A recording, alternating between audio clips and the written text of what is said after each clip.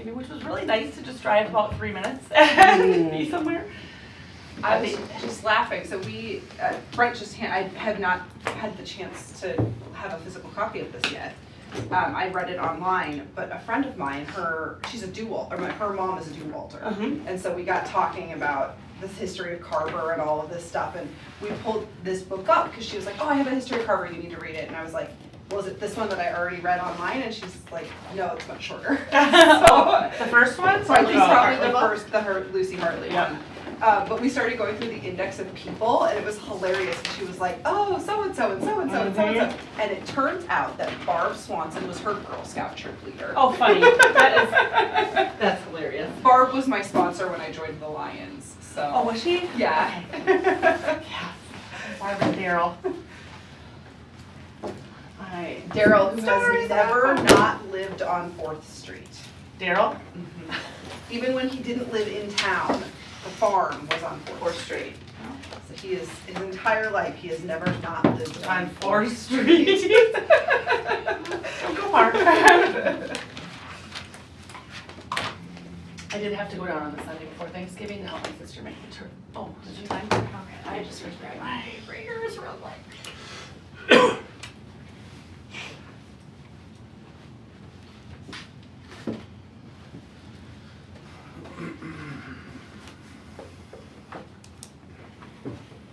Our new puppy, you know, his first snow, right? Oh, yeah, so fun. So zooming around, but I haven't had like a short-coated dog ever. They're always been long-coated.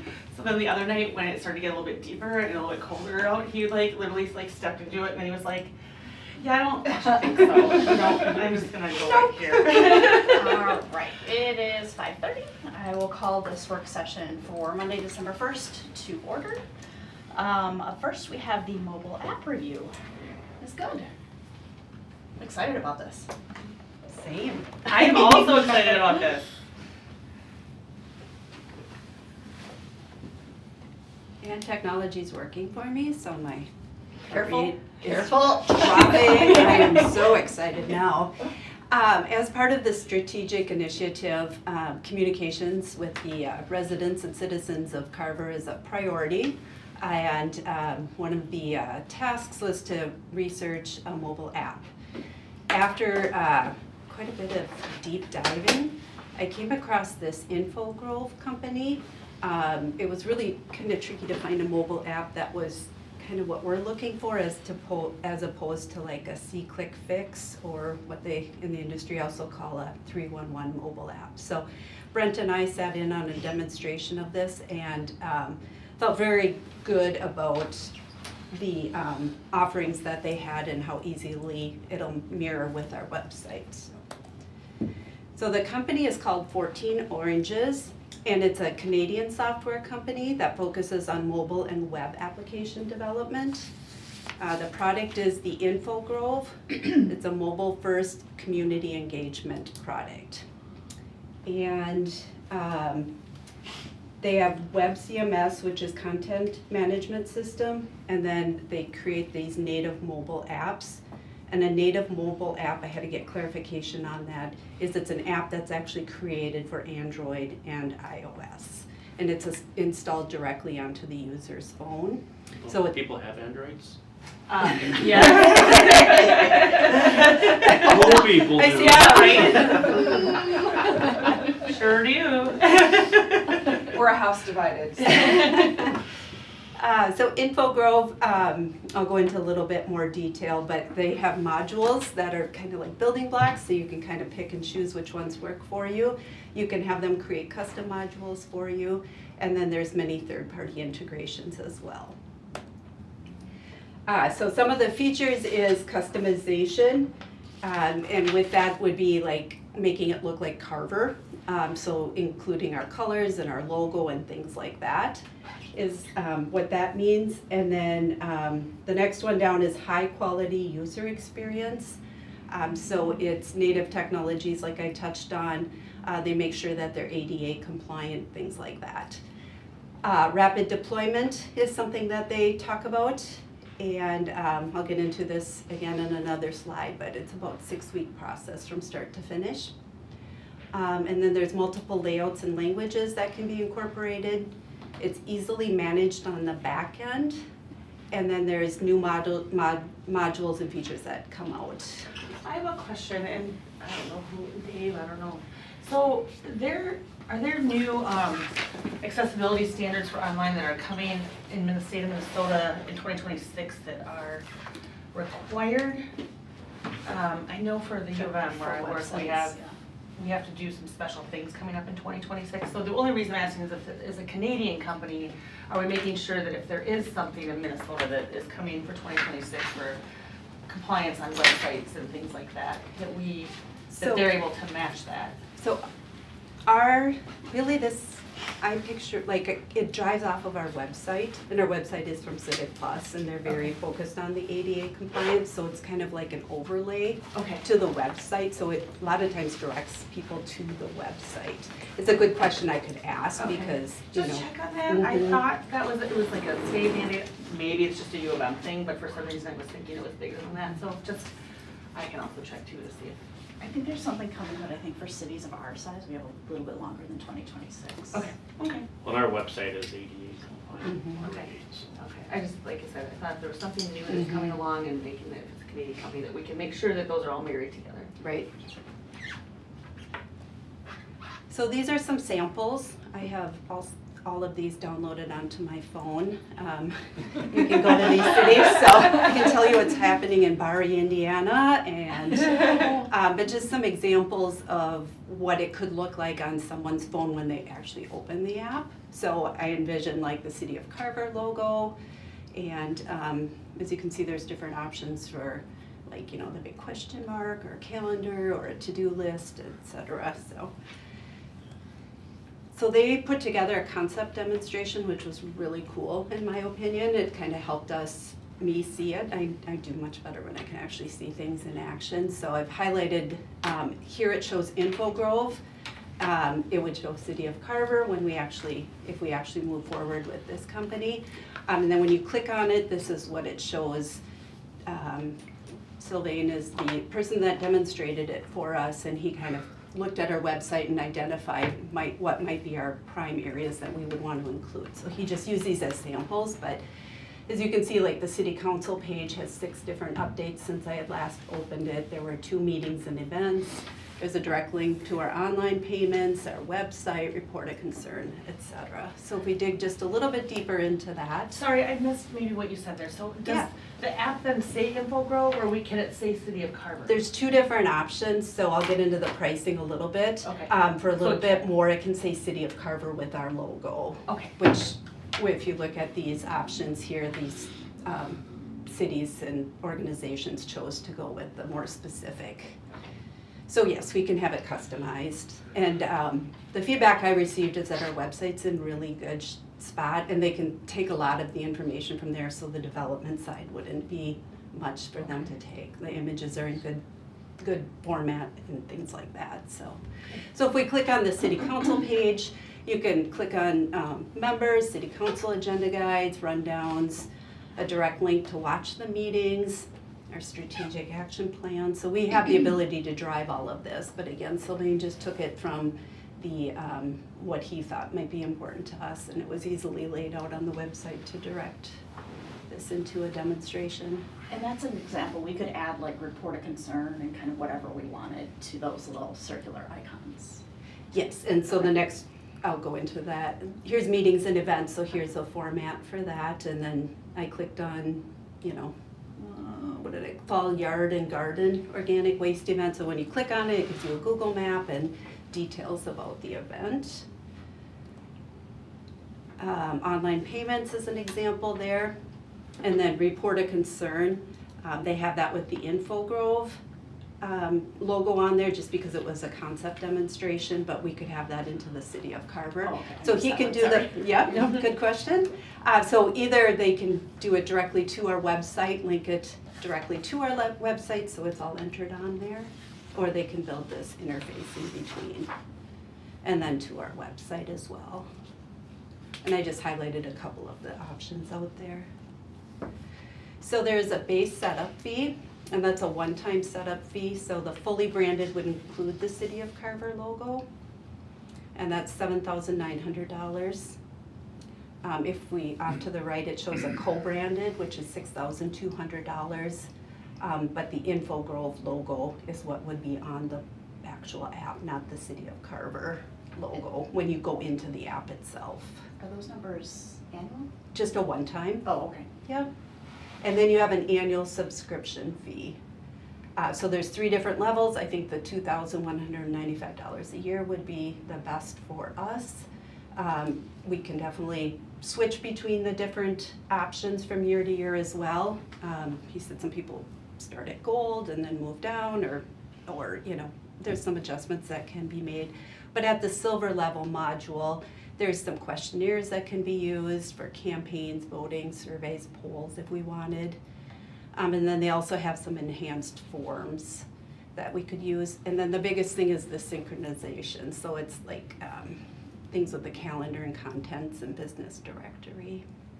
I think once, you know, if we move forward, I'll have a little bit better understanding what their modules the syncing and things like that. So from the concept level, it sounds great. And then, you know, if you ask me to explain the nitty-gritty details, I might struggle a little on that, but. Does this sync directly with the website, so the staff, as they enter things on the website, would not have to also update the app? Correct. Okay. Correct.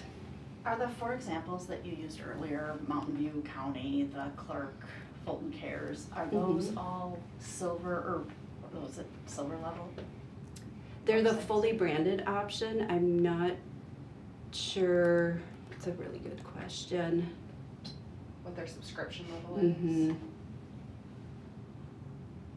I think really the annual subscription, like once it's built, then the annual subscription has just a little bit, maybe more module Okay. features based on that So level, the like how difference- many you could have, Okay. how many modules, and then the syncing, like you That's had what, mentioned. yeah, that's what we just put together an app for Guardian Angels like a year ago. So we've been through all of this app development. And the app we went with had the higher the tier you went up, the more modules you could put on your homepage, the more like links you could have on your homepage.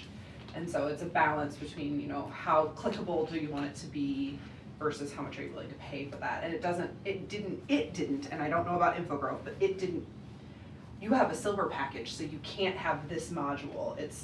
Here's our 100 modules to pick from. Silver package means you could pick 5 of them. But I don't know if that's how InfoGrove works, but that's how the app we went with for Guardian Angels worked. Is so. that like an Everbridge app, or do you know the name of that? Parish Soft. So Not Everbridge was applicable able to to cities. Not applicable to cities. Yeah. But I presume that a lot of these companies that are doing app development for a website have very similar pricing models, would be my assumption. Right.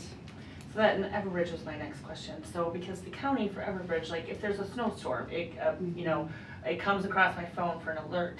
Do we have a capability to send alerts through this With the silver module, yes. with the silver? I saw push notifications on one of their features that you had Correct. earlier. Okay. Yeah. And probably have it here in my folder somewhere, but push notifications and RSS feeds. I can double check on that if it's in the module or where it comes from. Okay. That one seems important to me. Yeah. Because if there is something, then everyone who has that app can get it, and then we stop hearing, well, so I'm supposed to look on Facebook for updates, you know, that kind of Yeah. stuff. So, this puts a little bit in their own hands then to pay attention. And I personally like Everbridge that it comes through, right? There's a Yeah. snowstorm coming, or here's the weather alert, or this or that. So I think that's a feature I wanna make sure that we get, whatever we decide. So we, the funding for this would be in the 2026 budget via the enterprise funds, if you decide to move forward with that. And then one other option I checked into based on feedback received is chatbots. I just did Google searches on this, and then I also talked with InfoGrove, and they are familiar and they do integrate that into the app as well. And just did some pricing and came up with chatbot.com, otherwise com100.com is another one that is used, that InfoGrove has we would manage it. They would help us get the link into it, but otherwise it's something we would totally manage on our own. So as you can see, there's different pricing for that, so. Okay, Chatbot I wanna is talk six- about Yeah, chatbot. I have some questions too. I think initially, unless I can be persuaded otherwise, so if you go on and you're getting AI bot kind of responses back, right? I don't think that's gonna make our residents happy, and the expectation is, I'm live chatting and someone's gonna get me my answers, and I feel like that just starts going, you just end up going down a rabbit hole of like another question and another question, and you never really, or not often, get to where you need to be, so. I've nearly strangled a chatbot. Yeah. Been there. Honestly, I don't think anybody is ever like, you know what, I had a really great experience with Yeah, that. Like, yeah. I was trying to discontinue a service at my home last night, and it was the same, like, cyclical, where I wanted to, like, arc my Yeah. laptop. So it's very inexpensive, but I don't think it's worth, like, the hassle or the frustration for our residents. I don't think it's gonna be Mhm. as useful to our residents as everything else is, I think. I think just a contact us page would be much more helpful. Right, because then you get the real person telling you the real answers, Yeah. probably like the next morning, Yeah. right? So, Yeah. and if it's an emergency, you use it something else anyways besides Yeah. the chatbot. You're not gonna be like, well, my house is on fire, what do I do? I In the think- chatbot. I think the only good chatbot experience that I had is that it would basically walk you through the contact us form for your specific issue, and then they contacted you during business hours. So I had, my kids broke the lid on the toilet, and I needed to buy. Our kids. Another story. I needed to buy a new lid for the toilet, which is much more difficult than you would think it would be. And I found a website, and I was looking at it at like 8 o'clock at night, and they're like, do you know, a chatbot, I don't know which one to get. And they said, okay, well, it just said, great, what's your contact information? Can you send us a picture of the top and bottom of it? We'll get back to you. Yeah, And that was like the one good experience I've Right. had with an automated, but that's really, Chat for system. us, that's about like That's the a online, form. Yeah. but it's still the form contact form for us, Exactly. yeah. I think we'd be better served by highlighting the report of concern button or Exactly, yeah. something like that and trying to funnel folks through there. I think that's accurate. And there is an update related to this. So we met with this group that I met at the ICMA conference in Tampa called Reps, and they do a very effective and by cost and by level of effort video. They have a video tool, so you can record it as like a built-in teleprompter, like 60-second videos or 30-second videos to give updates, and that was one of our strategic initiatives to try to introduce video. And what they have and I'll have more information on this at a later meeting, but they use AI in a different way than the chatbot is. It's almost like a resource tool to help you navigate like the website. So if you ask, a question about plowing snow, it would kind of help you reference the snowplow policy, and if the mayor and Andrew did a video on snow removal, that would pop up. And then there's a button for like report a concern and then contact staff. So it's a far more, I would say, like ground level tool than Fancy Google. yeah, than a typical chatbot. So we're kind of researching that on the kind of the back end, and if we think it works, we might bring something to you in 2026. But we think it could be a helpful tool for more so the video side, for the comprehensive plan, like just going through that experience. People reading forms and flyers are probably harder to kind of consume than a 30-second or a minute video on the comp plan. And it just so happens it has like an AI search feature on it. So I would say more to come, and the chat bot pricing was just something they had at Sure. for. So Brett, I have if when you come back with that information, I would be curious, other cities that use it and people who have an app, like what percentage of people actually watch the videos? You know what I mean? Like what percentage of people? They have 33% or if it's something else? They have Sorry, they keep Long they keep data on this Okay. or on the videos. I would not to like upset the apple cart. This is just editorial, but I like comparing these like side by side. I think there's actually more value in like the tool that we just used than the app like, when I look at the app is a conduit to the website. There isn't anything on this app that you can't do on the website. And so it's just a matter of where you wanna invest money and how much you wanna engage, and I think multiple things can be true. You can engage in a bunch of different ways for a bunch of different users, so, but I am excited to have, like, do a presentation on this REPT program, because I think, with my experience engaging with residents is more of what I hear them wanting to say, or wanting to consume, because even like the agenda guides, I mean, we can, it's just, I think it's harder to consume written than it is video. Sure. The reason And I there's a asked lot of that- production value Sure. and cost in that, and I guess Chan Hassan is looking at the same software. And I feel a little bit out of place talking about something that I've given you zero background on. I think it's important, Yeah. I think it's important to the context of this conversation. Yeah. If it's 25,000 people, you know, because obviously cities are different sizes, so that's why I'm just looking for like percentage numbers, like, because what I don't want though is if we have this and then we find out that 1% of the people who have the app are using it, like, is that a good use of our time to make videos that no one's watching? So I'd be interested to see other users, how much folks are actually using that part of it. Right, and then if that's your, like, the standard, like, how many people would the council need to see sign up for this app to have that be successful?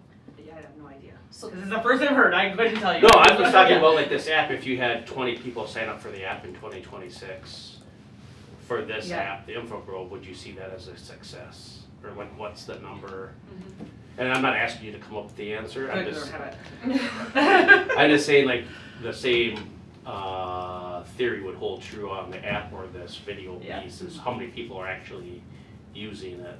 Right. I think if we have 2% though, we know that maybe it's not very effective. If you're hovering at a mid-range number, then yeah, I think it is. So the rep stuff was cool. I Mhm. sat in on the demo this afternoon, and it's not only videos, it's also like pulling information from the website. So like, if you're in line at Target and you don't wanna watch a video, it can also work. But it was really cool, and there's a city in Kansas that maybe we can remember and send out to the group.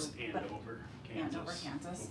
So it's just That's like not confusing. it's just Yeah. a little. There's also Minneapolis and Mankato, Kansas. There's so also I've been just a to little them. widget on the corner where you can plug in your question, like, I have concerns of, like, how do I pay Yeah, my water bill? I mean, Where do I'm do this? interested, So, I just think, but the question that you brought up, I literally have it written down here for the app. How are we gonna measure success? And I think that that's something that we need to figure out. If we have 200 people signed up for it and using it actively, which I assume they can get us metrics for if we went this path, like, is that success out of, what, 2,000 homes? You know, if we have that small of a percentage, like, not everybody's gonna have it on their phone, not everybody has a phone. God only knows how many apps I have on my phone that I don't use, you know, like, it would take a while, and I think it would take a number of years before we can determine success on that, but I think that that's something that probably with the help of this company, that we're gonna have to figure out, like, what is realistic and how do we determine success. It's also gonna be something that's potentially kind of hard to put the genie back in the lamp, if you will, because even if we only have 200 active and engaged users that use that app, it's gonna be hard to say, sorry, that wasn't enough, and we're not gonna make that investment anymore. You'll have to just go to the website. Do you, are there any cities in Minnesota that use this? No. Okay. I think you answered all the rest of my questions. Any other questions? Yeah, and I guess I hadn't thought of it that way, like, it doesn't go away, right? Once we choose to do this, it's basically forever until some other random technology wipes out the apps on our Well, phones, we use something else, It's right? gonna be hard to go away, yeah. Right, but I mean, technology changes, 10 years from now, we might be like, remember when we used to use apps? Yeah. So. matrix filters. Yeah, dot matrix filters. So, I think you're right in saying that, like, we need to realize that we are like committing to this now until something else a decade from now comes along and replaces it, but, I think that the way of the world right now, we need to, and whatever that level that looks like, I'm happy to start small, right? And then if it, for some, it's booming, then of course we can always up it, but I think we have to just commit to doing the app in perpetuity until something else. Yeah, takes over. Mm-hmm. So when we were looking at apps for the church, we found that engagement has gone up with the website, because it's similarly tied. Push notifications are great, people love that. I think it would be even more important with the city than with the church. I mean, for the church, it's mostly like, hey, so-and-so's funeral is on Friday, and you can sign up by, like, oh, you're involved in these 3 groups. Well, now these 3 groups can send you push notifications. But what we found really interestingly is that we were actually pulling a very different demographic with the app than we were with the website. So with the website, with churches, websites are almost always just used to figure out service times. Like, people just Google to figure out when your service is. We're actually getting engagement on the app, and we're actually getting a lot with older generations. So like 55 plus is really engaging a lot with the app. It's a lot easier for them, we've found, to navigate the website via the modules on the app than it is to try and hunt through a website. So it's been really positive. So I think it serves, my generation, my parents' generation, we kind of all expect apps at this point. So it's been good for the church. What other platforms did you guys look at? Just out of curiosity. There were some different modules, like from our website. I looked into the Everbridge. I don't recall why that wasn't as strong of a website. Brenda had connected with someone. Yeah, there aren't a lot of, as many cities as you would think that use an app? apps. Oh, look at us leading the way here. Yeah, we did find somebody who out of like Georgia, just by kind of research, and we connected with them. The issue that we had, and they're more affordable.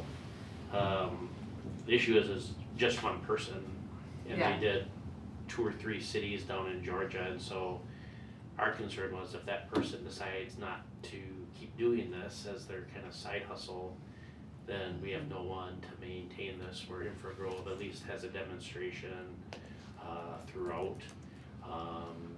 We really kind of leaned in, and where it's kind of a frustrating scenario with Civic Plus, our website vendor, but they don't have the tool that you're looking for. They have the C-click fix. It's more of that transactional, I see a concern, and it's not a, I think when we were talking about it, thinking about it, it was the push notifications. That was the primary tool of, like, there's seal coating on 6th Street today, and you can, push that out. And then just kind of the easy use of the things that are on there. But the push notification it was the major piece, but I think we talked to a total of maybe 4 or 5, and like 2 of them within like 30 seconds you knew that they weren't going to have the platform to do this. So it's just like Yeah. they were trying to sell you what they had instead of what we asked for. Yeah. Okay. So my big things are push notifications. I think is going to be our biggest functionality with this. That's the thing. And then the second thing is I want to make sure that whatever we do, whatever we choose, it syncs with the websites that the staff only has to do one entry. Mhm. That's my other big thing. So who in staff is going to be managing this? Brenda, so you'll be the face behind the app, so you'll be putting out the notifications and that kind of stuff when it comes up? Correct. Okay. Yeah, and it's really not much different than putting like a news flash on the website and Okay. stuff, so. Okay. Yeah, the push notifications might be an extra step, but this, like if I went into the InfoGrove app right now, like it would be updated with the council rundowns, the agenda guides. It does its own thing. Okay. It's pretty minimal, Okay. this app is, as far as interactions. So we add something to the website for an event and it's just on there, so Okay. it syncs it. That's great. I felt good about this one. A lot of the other ones felt like it was like managing multiple things, and you know, we've got social media and the website, Right. and you know what we send out for council packets and things like that. But this one felt like it's pretty seamless. So there's two other things. So just to clarify that this is proposed in the 26 budget, but it's co-funded general fund and enterprise funds.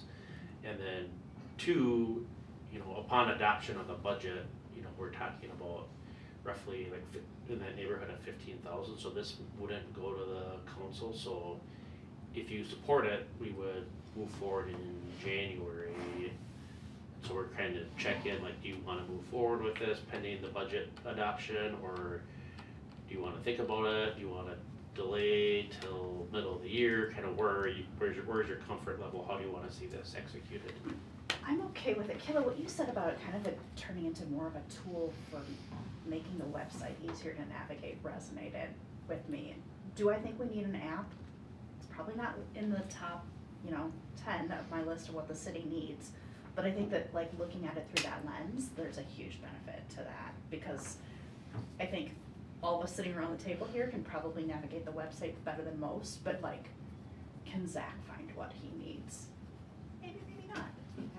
Without saying, Courtney, Yeah. where is it? Right. We don't live in everyone's house, so we can't tell them where it is. Right. I used to work in admissions at a university, and the joke was always that the Venn diagram of what you want on a university webpage and front page and what is actually on a university front page, and the intersection is just the name of the university. Like that, I feel like that is cities And I think too. our website is great. It is great. And but- like, especially remembering the old WordPress site, but I just wonder if it's just my familiarity with it that makes it easy for me to navigate. They did say our website is great. Oh, good. But that felt good. I believe everything Was that they the say. sales guy though? Okay, does anybody feel like, no, let's not do this right now? Okay, you go. Okay, great.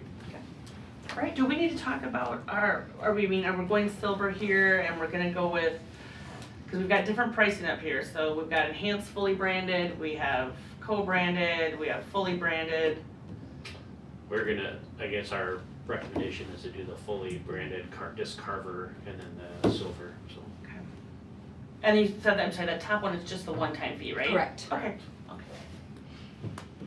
And we can, if we're finding we're not using all of the options, we can downgrade the following year.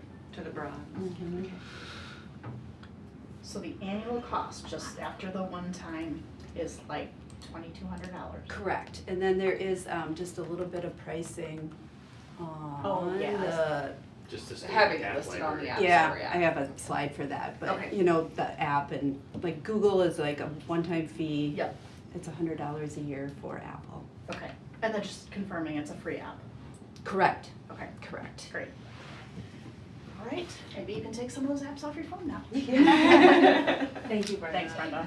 Thank you all. All right, private well ordinance discussion, Mr. Simmons. Need that chunked all the way down here. Some way.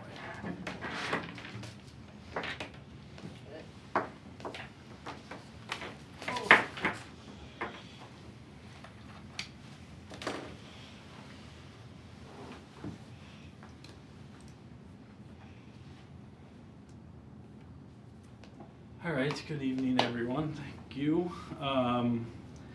So last time we talked about the well ordinance was actually in July. It feels like it was April, but it was in July apparently when I last looked at our notes. But I just want to get this in front of you again.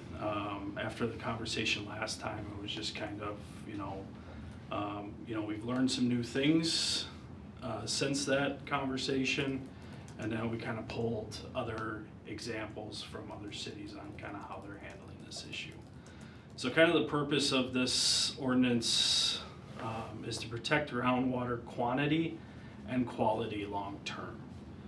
Another purpose is reducing the risk of our wells interfering with private wells, which we had an issue with this summer.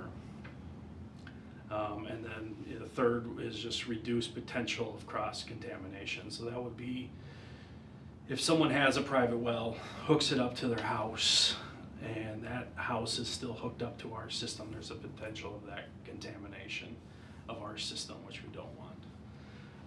So if you've never looked at kind of cone of depression type drawdowns for municipal wells or any well really, you know, we're pumping large quantities of water, and usually we're deeper in a deeper aquifer than some of these other wells in the area.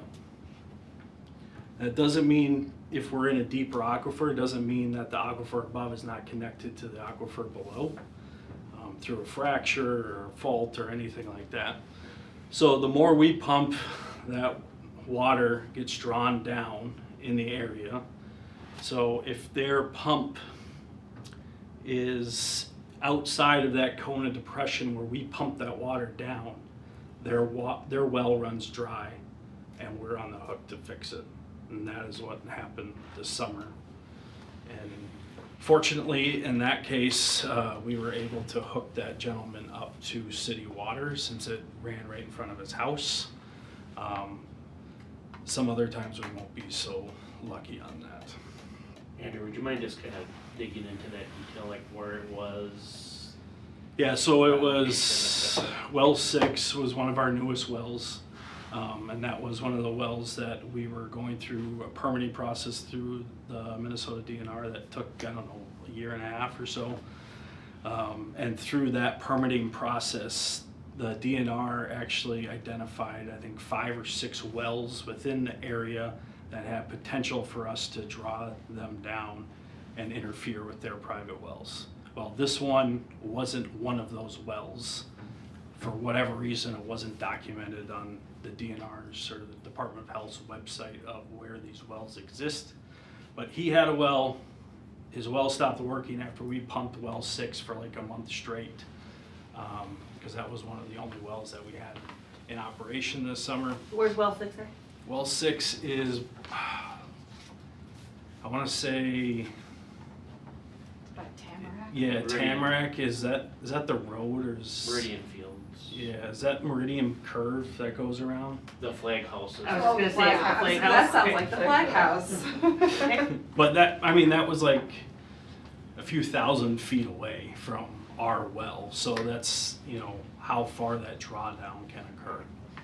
So just keep that in mind. It doesn't have to be directly next to that house or that well to actually cause an interference. And in the eyes of the DNR, when it's the large quantity producer that's causing the problem, it's their fault. And there's really not much discussion all the time. I know that that's true of pre-existing wells. Does that apply also if new wells, new private wells are, Not all the time, it probably depends what they're for. okay.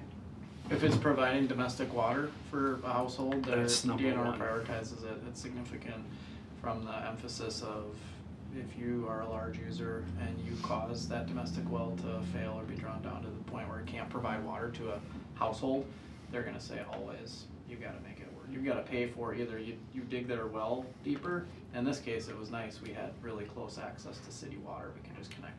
And the property owner was very amenable to that, but some property owners would say, just dig my well deeper, fix it.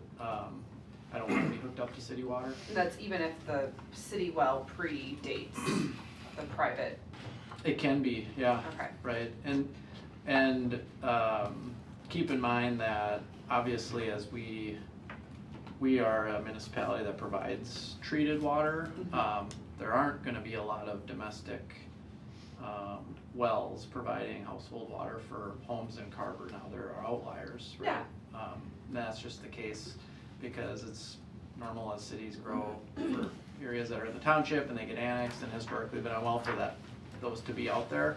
But this was kind of a unique circumstance where sort of all the stars aligned and this guy didn't have water. I was just curious, we're going over the well ordinance and it's, you know, what are all the possibilities? And it's like, well, what if we just allow well drilling, you know, what does that look like? And so I was just curious, and that's very important information to have. So if we want to look at, you know, some of the surrounding cities, It's really hard to go through these ordinances and try to get apples to apples, but I try my best.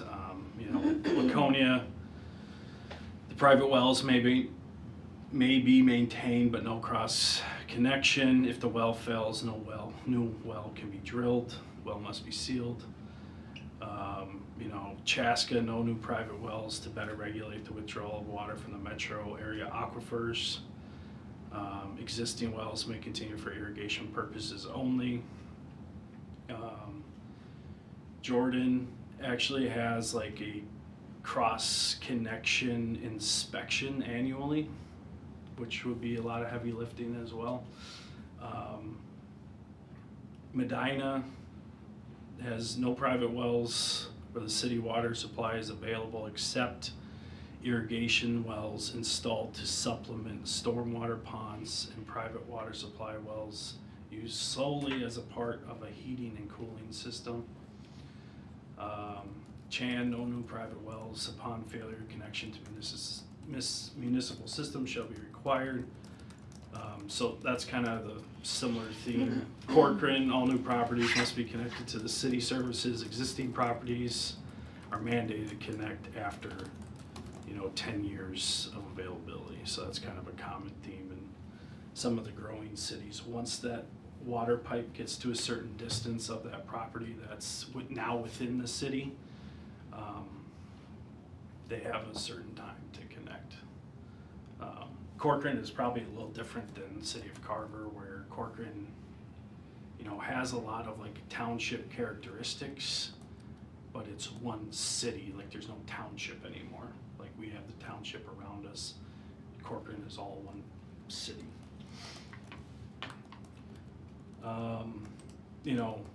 Some considerations to think of in our ordinance. It references the drinking water supply management area, the DWSMA. So in there it states that no well for irrigation or domestic should be drilled within the DWSMA. The DWSMA is not like a hard and fast line. It can change.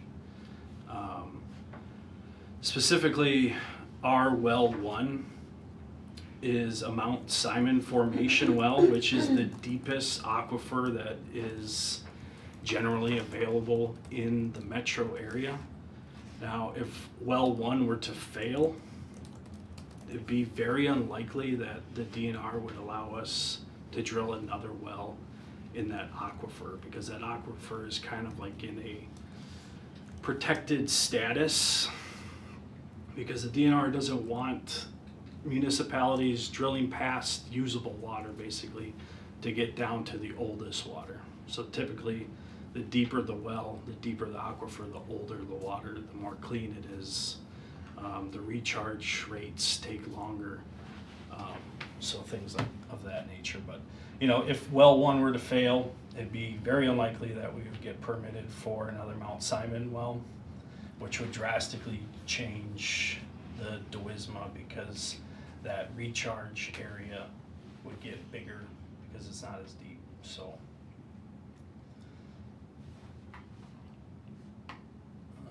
let's see, and this is the current well ordinance 48-41 section B. So except for irrigation wells, the drilling of new wells shall not be permitted for existing dwellings which can be serviced from a municipal water system. Irrigation wells may be drilled after securing a permit from the city, which we do not have a permitting process for wells currently. And shall not be drilled on property located within the DWSMA as specified in our wellhead protection plan. And it notes that it is amended from time to time. And upon failure of private water supply connection to the municipal system shall be required. So it doesn't really talk to if something, if that, I guess it does, sorry. I was going down a weird path in my mind. It does kind of talk about if there's a failure, then you have to connect, but it doesn't really specify if it's a failure of irrigation well, do you have to connect or you can just drill another irrigation well. You talked about the duisma for well 1. Is there a duisma for the other wells as well? So well 1 and well 3 they share a duisma because they're in close approximation. That's what that green line is. Okay. So well 2 has its own duisma. Well 4, where is well 4? Well 4 is up by the water tower. And then 5 and 6 have their own duisma because those were the new ones. So what are you looking for from us? I mean, thank you for overviewing this, and I wasn't aware of a duisma. So I've learned something today. I'm going to bed, smarter than I woke up this morning. So I guess this all kind of started this summer when someone asked to drill a new irrigation well. They had an existing well, and I don't know if it didn't work anymore or what the status of that well was, but they wanted to drill a new well. So that's the question is, reading through our ordinance, is it allowed? Right now it kind of is, but kind of isn't, because we don't really know what the permitting process is. So it is allowed, but we don't technically have a permit process in place because it says except for irrigation wells. And I would say, like, from a staff perspective, we think the council should consider not permitting them at all, just because of the nature of how the duisma can change, and just coordination with residents and the possible adverse impacts it could have to our own wells. So you're talking about drilling new ones? Correct. Okay, because as someone who has an irrigation well in my yard, I have zero idea when it went in. I'm assuming the house was probably back in the day, right? I'm not going to go for telling people that they have to cap irrigation wells. The city already went through We're this. not asking that. Right. I'm just prefacing what the rest of it was at. So, so I'm not about So I'm not about telling that to people because as a city we've already went through and had people say, hey, you either have to get on the city and you can keep it for this. And being that it's irrigation, so if it does go dry, it's not that we're feeding someone's home, so we're not on the hook for anything that happens with an irrigation well, correct? No matter what happened. Dave? So let's say my irrigation well goes dry. Yeah, those aren't domestic, those are different than what the DNR considers domestic wells. Okay. Those are wells that provide the sole water source to a domestic home. So there'd be no reason for it. They wouldn't require the city to go out and fix someone's irrigation well. Right. In other words. But hypothetically, I couldn't come and say, my irrigation well is dry. City, what if you've bled my well dry now? So. Well, you could do that. Well, I could, but the DNR's not gonna recognize it, that the city is on the hook for it, right? So if that would happen, that would just be. And practically that's the concern, is that the DNR wouldn't get involved, but what other unintended consequences of a resident, I don't know how much a well costs to dig, a couple thousand? Yeah, perhaps? probably 10 to 15. So if someone spends 10 to 15,000 on a well and they're convinced that we've drawn down the water, so now their well is like, what benefit is the city getting from that, creating that experience? And again, we're asking the question. Yeah. We think, obviously we allow it now and we can create a permitting system. It hasn't come up obviously a lot, but we do think the conversation is worth having. So if they do an irrigation well, do they have to get a DNR permit for that as well? So it's only if they pump like a crazy amount of water, 1 million gallons a year or 10,000 gallons a day. Oh my gosh, okay. But they Don't still give me a need, Okay. the well driller needs to be licensed. Right. And I think they pull like a permit from the DNR. It's not like an appropriations permit like what we have, because Okay. we pump in high quantities. And I think, there's the quantity of water, but there's also the quality of water.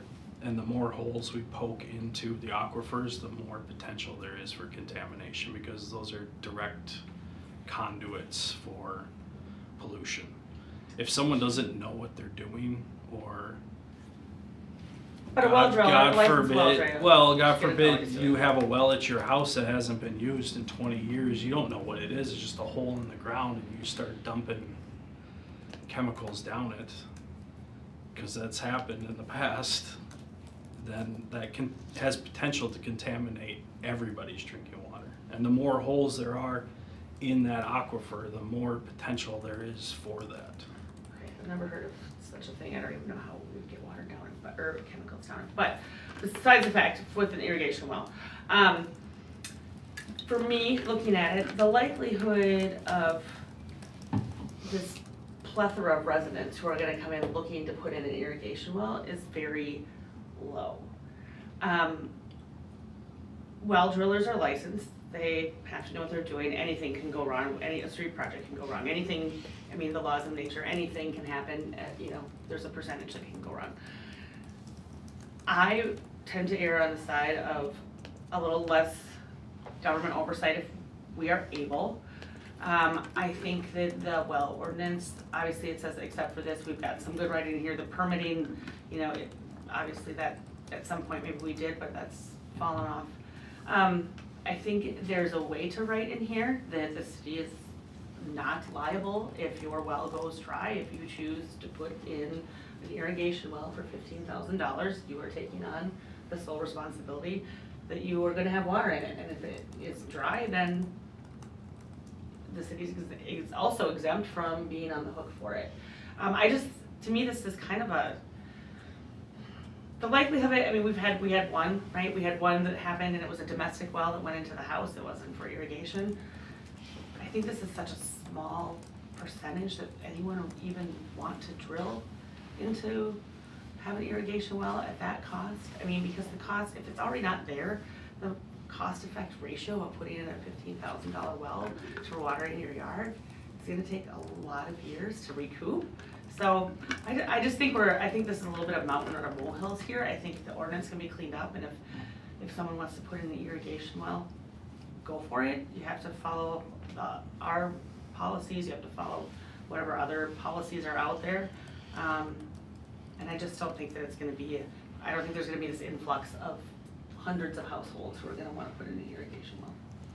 So I agree with you, sorry, I don't think there's gonna be an influx, and I think that it's a little cost prohibitive at face value, but just looking with the examples, I'm not really seeing anybody that says it's okay to do an irrigation well. And the language that Andrew's been using, adverse impacts, contamination, scares me. I don't think that I want to take that gamble. I don't think that the need is there to warrant this. And if something happens to our water system, I mean, we are a community that has experienced some issues, not contamination, not like super severe, but some sleepless night causing water system issues. And knowing that if we have a vehicle, a way of preventing some really bad options, I wanna take that. So I would like to see irrigation wells not being allowed to be drilled, no new wells. My question is, would this impact commercial as well? If we had a industrial user, or if somebody wanted to come in How and about city do- irrigation wells for parks then? I don't know that we get to be just for me, but not for the either. Well, we currently, just for what it's worth, so, I think this is a good policy discussion because, to Christie's point, what's the harm in allowing it? There's probably not gonna be a lot, but there's also policy reasons why, let's say municipal water becomes more and more expensive and many people start to think, oh, well, maybe I can drill a well for cheaper and it'll pay for itself, like solar arguably does after a certain amount of years. And does our public services team in our city benefit from having more connections or not? That's a policy call. But to answer your question about the parks and irrigating areas that we don't have, water stub to, municipal water, we do allow it too for HOAs that have to water common areas. We have a carve out in our subdivision, I think it's somewhere in our subdivision ordinance that says, if you're an HOA and you have a big common area, like an outlot or a stormwater outlot that has grass, I mean, we wanna make sure those areas are maintained and don't necessarily, you know, dry up and look bad. So the city does allow, wells to supplement stormwater ponds, much like similar to what Medina allows, for those developers and their HOAs to be able to put in wells for that sole, very kind of narrow reason. And I know the city also uses some wells to do the same thing for our parks because, one, we don't have water stuff to our parks and we want to make sure our parks are green and get water during dry times and all that. So there are reasons to allow it in limited circumstances. The question I think really for tonight is, does it make sense for individual households that have municipal water service already? Does it make sense to allow them a way to drill what, you know, we're talking about here, these irrigation wells in those situations? So that's just more food for thought than anything, But isn't the real, like, the answer is, like, you can determine where and when you want a lot or a well to be drilled, so you can allow it in parks or not, you can allow it for HOAs or commercial businesses. I mean, you're the policymakers, you decide. It will help draft something that reflects your opinion on the matter. in either way, it'll be a cleanup. This is gonna have to be cleaned up. If you do nothing today, I think staff needs to come up with a way to permit this stuff, because when someone came in this summer and asked for an irrigation well, it says you can have one if you get a permit, and the city has never issued a permit for that. And I don't know what we ended up doing there, or how we handled it, or if more requests come in, what the process is, but either way, it's kind of a general, like, let's look at this policy, determine if it's okay for the council, and if it is, we have to figure out a way to implement it, and if it isn't, we can change it, so.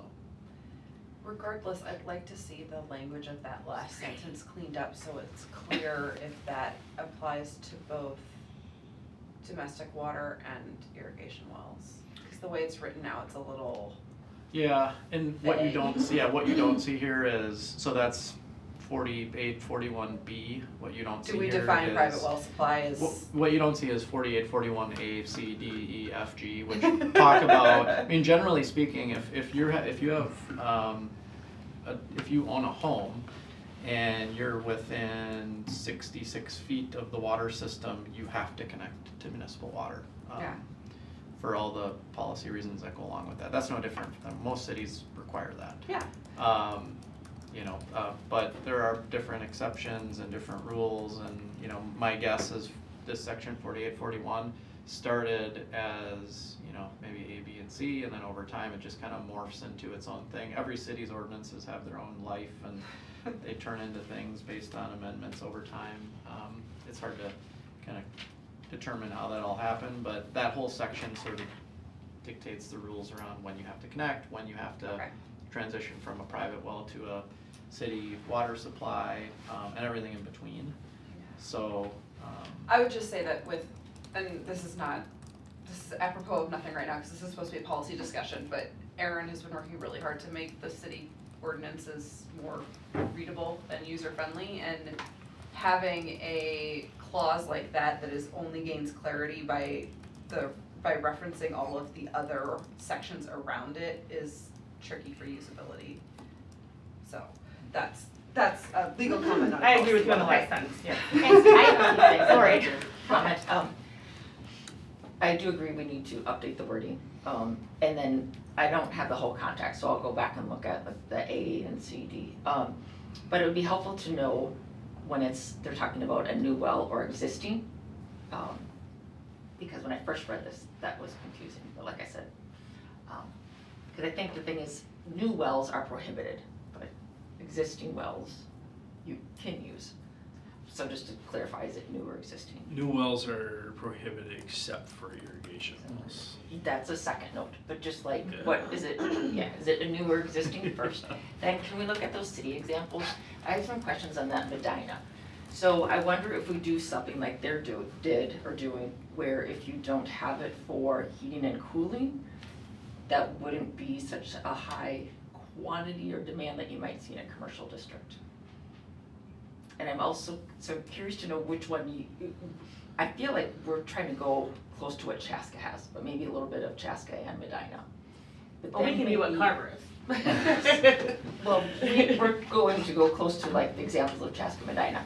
But, yeah, so I think we should clarify what irrigation, is it just to, you know, things that grow out of the ground? So Or I is it think for on like that other stuff? Medina's case, you know, talking about the stormwater pond piece, I think is huge because that's gonna be a growing sector for people to meet their stormwater requirements as they develop properties. They're gonna have to find ways to reduce phosphorus and reduce sediment and meet abstraction rates. And one of the ways to do that is irrigation. So if we're already gonna have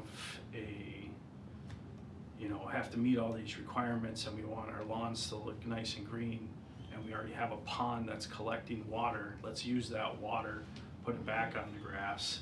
But when that pond is dry, you have to supplement it. So that's kind of Do you, like, the would you say that frustrating we, thing like, about as a city, we would benefit from that? We would, because it, would reduce phosphorus runoff and it would help, meet TMDL goals and things like that. So it would increase water quality throughout the state and the city. I would add too, I think it's good to have all these examples. You're not always comparing apples to apples, because what you don't know about Medina is that they don't allow, and the only reason I know is because I'm their city attorney, but they don't allow people to irrigate with municipal water at all in the city. So that's a unique thing that they have, just because they're very protective of their groundwater and their municipal water system. So that's one of those cities where every new development, you can't install irrigation if it's gonna use municipal water. So a lot of developments in Medina just have stormwater reuse systems that pull from the ponds and supplement it with wells for that whole reason. And that's a different policy because they're not Carver, they're not located where we are, their aquifers are different, and Andrew can speak to a lot of the Do you know what the heating and cooling system? No, that one actually, I wasn't sure what that has to do with. I didn't look at the ordinance, but I'm more familiar with their. Do they have a data stormwater center? use. They don't, Oh, no. I they think don't have a data center. sometimes, I know there was a place in Rogers that used the groundwater well to heat and cool their building, so some geothermal trend that was probably popular in the Cologne, 90s or Cologne. something like That that, has- so, They do a geothermal thing out there too. but. So one of my, and I brought this up briefly, is one of the things is, so I don't want us to stop irrigating our parks with the well, because if we're not drawing on the municipal system that's treated and, then we're not dealing with our towers. I don't think it's fair to say, well, the city can put in new wells wherever we want them for irrigation, but you homeowner A can't, right? We're gonna allow ourselves to do it, but you can't do it. So I have a little bit of a problem with that. Like I said, the number of people who are going to put in an irrigation well is so low that I think we're picking at probably 2 people that will ever come across us in our tenure on council that will maybe wanna put that in. I do think there's really something about government saying, we're gonna go ahead and drill some new wells for lawn irrigation, but you homeowner who pays your taxes here and lives here cannot do the same.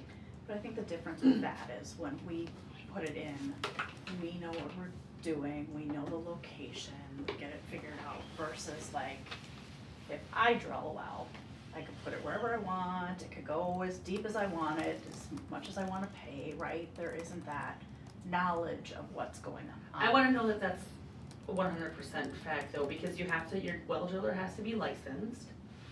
I I'm don't just- know through I'm sorry, I'm gonna hit you guys up real quick. So when you go to do an irrigation well in your yard, I can't remember, sorry what you said, Andrew, but I know the well driller has to be licensed. Do they have to get some kind of DNR permit period for well drilling? I think at it's all? just paperwork.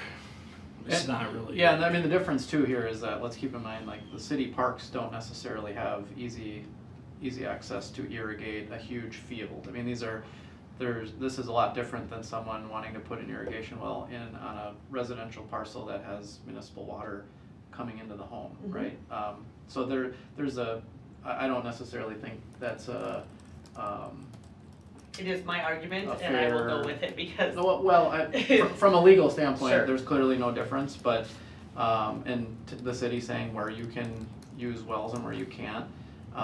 Because all these homeowners, again, have water coming right onto their property, but the city doesn't have water going through the acres of parks and the fields of parks. Right So, past most of our parks, we can easily Yes. hook right in there. Well, it could be, but I just mean the difference in price between irrigating your home and your yard versus the difference between a city installing probably a tens of thousands, if not hundreds of thousands of dollars irrigation system in a huge park when you have fields I and agree with baseball that, parks yes. is pretty substantial. Yep, I agree with that, which So- is why I don't want to And not irrigate our And parks everyone with that. benefits from the parks being irrigated, not just one specific homeowner. Well, one specific homeowner paid for it. Again, we're not gonna change my mind on this. I really think that we're picking at almost nothing here, so. Knowing that the issue is, do we allow private irrigation wells or not? Where do you stand? To allow private irrigate, I wanna define what irrigation is, which that's future, Water your lawn. watering your lawn, or pulling from stormwater, so. A private irrigation well, correct me if I'm wrong, is what you would use for a hose that's attached to wash your car or to water your flowers in your lawn. Or, but I want to have addressed the stormwater and ponds, how Medina does. So that we, as a city, there's a lot of benefits to it, so that we can too, so, and then, yes, there should be a permit since the ordinance says, but I think the permit's pretty, not very painful, or, yeah, it's. On the issue of irrigation wells, are you private irrigation wells? Are you for or against them? I'm for them, Okay. and that they can be used for more than just watering the grass. Or like where, I guess, it's that whole, to supplement. That would That's still just be their- watering the grass. They're not allowed I see for what you- anything more than you- irrigation. It's like a two-layered, Yeah. it's a two-layered ordinance, if we keep looking at the Medina one. It's like, there's, the private resident has their own irrigation well, or it's an HOA or a business that has a stormwater management plan that utilizes water reuse on their property and would need a. The stormwater's separate though from this, right? This is just for the well part. So the stormwater That was is my another question, discussion. yes. Right. Kim? For irrigation only, I am okay with having private irrigation wells in the city. I would like to make sure, and I haven't done my research on this, that we're careful about the possibility of private large-scale private wells. So we're seeing a lot of things in the area about data centers, and a lot of data centers want their own private well that we have, if we allow it, we have no control over, and it goes through the DNR and all of these other things can affect city water. That's more concerning to me. I am okay with residents having private irrigation wells. All right, so it sounds like we need to firm up the permitting process. And then is there a separate one for like data centers, that kind of stuff that we need to look at? Because I think Well, we just have to call it they're industrial, not, they wouldn't be commercial. putting in an irrigation well. No, it's, So that's what I said, none of it's a this different has- well. Yeah, Okay. this is a different. yeah, and conversation. do we address that in other places in our ordinance then, if we were to have I don't a think you major can call center out like certain that? businesses, I think we'd have to do it by a zone, you'd have to just say That's like commercial, industrial. lawyer. Well, that's a good, I mean, that's a totally separate conversation. Most cities have no data center zoning provisions yet. I mean, this is all very new. So I would say that, you know, that's probably a good issue if the council's concerned about it, for Erin and our team to start thinking about. One city that I know of is in the process of updating or creating zoning provisions for data centers, and tying some of the requirements into resources like water and electricity and those kinds of things. It's the only city that's done it, and that was because it was prompted by a small data center that was looking to locate there, and they wanted to try to get out ahead of it. So I don't think that's a bad idea, but I think that's a huge discussion that is very different from the irrigation well discussion. What is a data center, is that considered industrial? Could be, or some cities, well, there's really no definition of data centers yet, so, but generally, yes, because it's large warehouse type uses, Okay. industrial type uses that are less business, more industry related. So we're just saying the word data center because it's one we can all put our brain on Yeah. right now.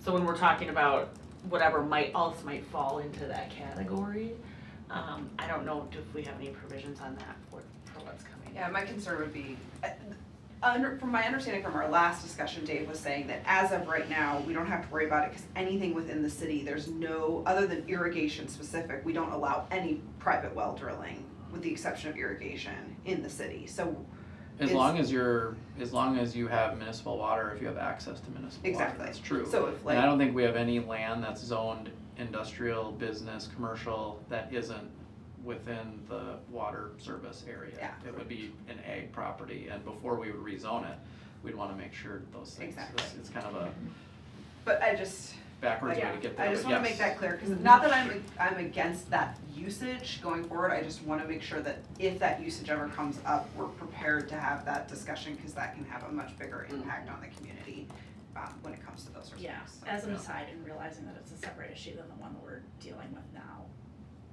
I would like to see us kind of think that through, being able to read the tea leaves and knowing that potentially we could be dealing, or whoever's in our seats in a number of years could be dealing with an applicant, that kind of applicant, and making sure that we're ready for that. Yeah, the data center issues, I mean, they use water to cool their servers, and they use lots of water to cool their servers. At least the way they're currently being created, so the issue, those are big deals for the city and any group of people that live near it, so. Are you okay if we bifurcate those issues though, the two separate Oh, yeah. topics? Yeah, 100%. Yeah, but I kind of want it to be on our maybe more long-term list. Radar. But yeah. When you say long term, like, do you have an expectation? You wanna just parked, or do you want us to be actively looking at it? I think we should be actively looking Before at it gets here and Yeah. then behind the Yeah. ball. Because what if we get a call and then Carver seems really lucrative for data centers, and our answer is, no, we don't have anything on the books. Like, great, we'll be out tomorrow. Right. Yeah, I think I Because think we should work. Understanding that we can't say no to any user, I think there are some guardrails and expectations that we can set through ordinance and other rules. Okay. Sounds like a fun project for you, Dave. Okay. And Aaron, I mean, that's gonna be a so planning excited. commission endeavor, Okay. because this will be it'll be Yeah. zoning related, so that'll go Yeah. through there. You guys are gonna have fun. And I We don't will. think we need to Yeah. have this finished by June 1st, but, and especially like if there's a neighboring community, and I know that there are oodles of them that are working their way through this, and we kind of want to see how it shakes out, but I think it's a 2026 project, for sure. For I this agree. should be data centers, correct? Correct, Okay. yes, I'm sorry. Zoning I'm and way off water of private provision. wells. Okay. Okay, okay, moving on, next, we will start draft hydrant flushing. Okay, let's keep talking about water. Yeah. So everyone's so excited about it tonight. So we're looking at creating a hydrant maintenance and line flushing program, just kind of a policy. The purpose is, why we flush is to improve the water quality in the distribution system. It gives us an opportunity to verify the operation of hydrants and valves in the system. It helps us find weaknesses in the system. When we're moving that much water, we can, tell where, there might be a spot where a loop is needed, or we have bad fire flows in a location. So really kind of just test the system every year. And it checks for closed valves. If there's something in the system where they open a hydrant and they're expecting a certain flow and it doesn't happen, why is that? Is something closed that we don't want it to be closed? And then, just make sure we have adequate fire flow. So that's kind of the purpose of flushing hydrants. So we don't really have anything in policy for ourselves. It's just kind of a practice that seems like it happens most years, but not every year. And I think we understand the importance of making this regularly. So that's why we really want to have this policy in place to flush hydrants twice a year. A spring campaign starting around in April or going into May, and then a fall campaign in October through November. Does that mean every hydrant in the city gets flushed twice a year? Yeah. Okay. Well, this, when you're looking at those dates, you know, as we're getting to November, I worry a little bit about temperatures with ice, because once you flush all that water out in the road, tell me Everything that. is temperature based or like water usage rate. So if we're peaked in early May for some reason and we can't it's a strain on the system to dump that much water on the ground, because we can only produce so much water a day. That's why we pick these windows where hopefully it's thawed, hopefully it's not too cold. But you know, that's where we want to try to keep it in these windows the best we can. So we have enough water supply to clean everything. It's been sitting all winter. So we can flush it out, make it all clean for the summer, and then again in the fall, clean it out before winter. So, you know, those temperature things are always playing in our heads. Hopefully we're done in October and not going into November where it's starting to freeze, but Do most cities do twice a year? most do. And that's considered best management practices? Yeah. Okay. It's a good way to get water main breaks to happen too, which we don't want. To not happen, I hope you said. To To happen. They always happen when you're flushing Yeah. because you're wrenching on the system and you're forcing a lot of water through, and it's in the freeze thaws time of year. But so right now I think we do a lot of postings on Facebook, and we have like a sandwich board that we put out through the neighborhood, you know, so we would continue to do that type of social media presence. If we have an app, that would be a cool way to push it out to people that live in a specific area, so they can get used to that. You know, I've heard good feedback on the signs, by the way. The people like those sandwich board signs. I've heard good feedback Yeah. on that. definitely helps when you drive into your neighborhood Yeah. to see that. And it's kind of a reminder. And that's why I think, you know, part of this policy would be very good to get into the routine so people expect it to happen. So when they see those sandwich boards, or it hasn't rained in a week, but my curb line is all wet, you know, like what happened, like that was us flushing, right?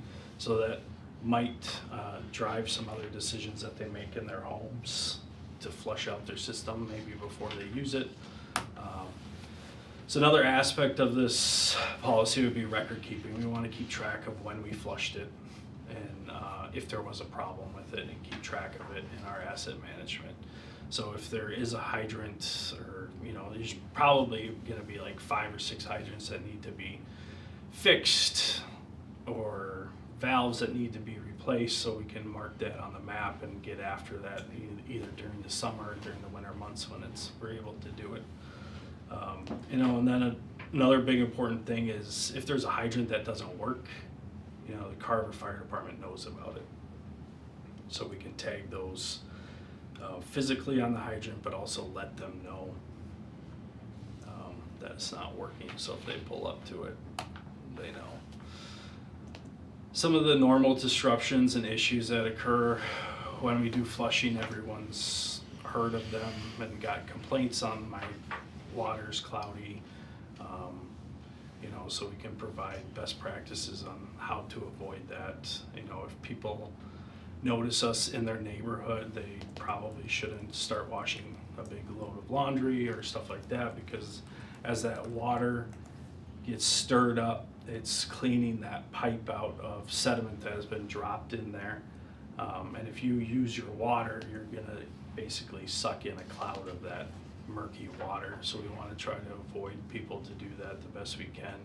And if they do get it, then it's, you know, running your laundry tub faucet for a few minutes until it's clear, just to clear out that line from the street to your actual house. So that's where those things happen. And if there's, you know, volume pressures that occur in the home. It could be from the screens that everyone has on their faucets, and a little sand grain can get clogged in there and cause issues. But making that information available to people. So we just want to get everyone into a routine, our staff included, so that's just expected, and this is what we're going to do. So I think the policy was attached in the packet for review, so if you have any questions or anything on that, I can answer them. Super quick input from me too. It's really good to have policies like this in place. I mean, if you wanted to have a policy about everything your staff does, you could. So you wonder like, well, why do we have a policy here and not in other cases? But when it comes to hydrants and having a policy in place like this, legally can be really important because it brings the flushing policy into what's called a legislative immunity thing. So if let's say there's an issue, there's a big fire and a hydrant doesn't work, and for some reason something terrible happens and the city was blamed for it, well, you at least have a policy that cities have the authority to create policies and councils have the authority to use resources, cost, all those things in balance. What's the right policy? And you get immunity from legal liability when something bad might happen because staff is simply implementing your policy as a council. I say that because you probably wonder, well, what qualifies? I mean, this is something that is a great policy to have for that reason, especially given the nature of what fire hydrants are there for, and the fact that they tie into your water system and water supply and all those things. So from my standpoint, this is good. Okay, We have 2 thumbs up of approval. It is 6:50. I think this is pretty straightforward. Do you guys want to hold this and opine in the regular meeting, or can we thumbs up it right now? I think it's great. I have Thumbs up. nothing. All right, I think we got 4 thumbs up on this, so we look forward to seeing this on a consent agenda sometime soon. All right, we will hold everything else for the regular meeting. Can I get a motion to adjourn? So moved. Got a motion by Councilmember Pasco. I'll second. And a second by Councilmember Sayer. All those in favor say aye. Aye. Opposed, same sign. Motion passes. I was able to. Well done, shoehorning that one in. Yeah. Good job. That was easy. Deeply controversial. For me, Yeah. Lynn has. Is this best practices? Do other cities do it? Okay, we're good. According It's an email that